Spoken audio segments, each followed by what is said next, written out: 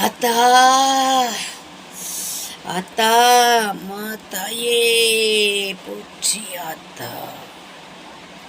ஆத்தா எனக்கு இவ்வளோ பெரிய வரத்தை கொடுத்துட்டியாத்தா, நான் என்ன செய்வேன்.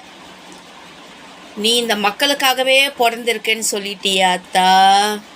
இந்த மக்களுக்கு நான் என்ன ஆத்தா செய்ய முடியும்? நான் ஒரு மனித பிறவியாத்தா, நான் என்ன செய்ய முடியும்? இந்த மக்கள் இப்படி தமிழ்நாட்டில் ஏமாந்து போகிறாங்களே, நான் என்ன செய்வேன்? ஆத்தா எனக்கு ஒரு வரம் தாங்க ஆத்தா. ஆத்தா நான் என்ன செய்யணும்? நான் மக்களுக்காகவே பிறந்திருக்கேன், பிறவி எடுத்து வந்திருக்கேன் ஆத்தா. ஆத்தா ஆத்தா இப்போ விடை கொடுங்க ஆத்தா. மக்களே, நான் தான் உங்கள் ஜான்சி பேசுகிறேன்.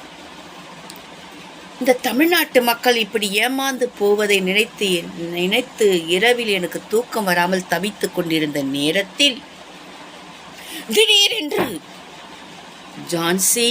ஜான்சின்னு ஒரு கூக்குரல். கண் விழித்து பார்த்தால் வேலுடன் நகநட்டுடன் அம்மன் அவதாரம். நான் மெய் சிலிர்த்து போனேன். அம்மா சொல்லுங்க அம்மா அப்படின்னு கேட்டபோது, ஜான்சி, இந்த உலகத்தில் நீ பிறந்திருப்பது மக்களை காக்க. உன் மூலம்தான் மக்கள் திருந்த வேண்டும். நீதான் மக்களை செம்மைப்படுத்த வேண்டும். இந்த மக்கள் அநியாயமாக தங்களுடைய நேரத்தை யூடியூப்லையும் இன்ஸ்டாகிராம்லையும் சோசியல் மீடியாவிலையும் செலவழித்து கொண்டிருக்கிறார்கள்.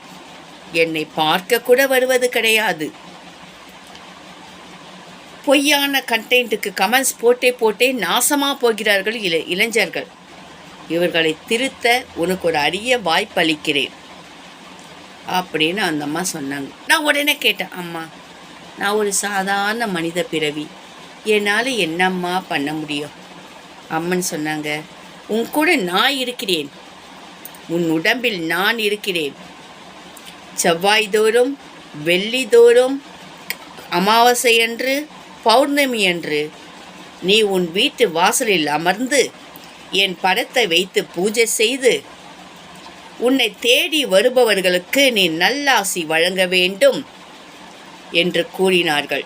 அது மட்டுமல்லாமல் உனக்கு அவர்களுடைய கஷ்டத்தை நான் தெரிவிக்கிறேன். அவர்களுடைய துன்பத்தை போக்கி அவர்கள் வாழ்வு சிறக்க நீர் வழிகாட்ட வேண்டும். என்னால் நேரடியாக வந்து வழிகாட்ட முடியாது என்று சொல்லி மறைந்து விட்டார்கள் அந்த அம்மன்.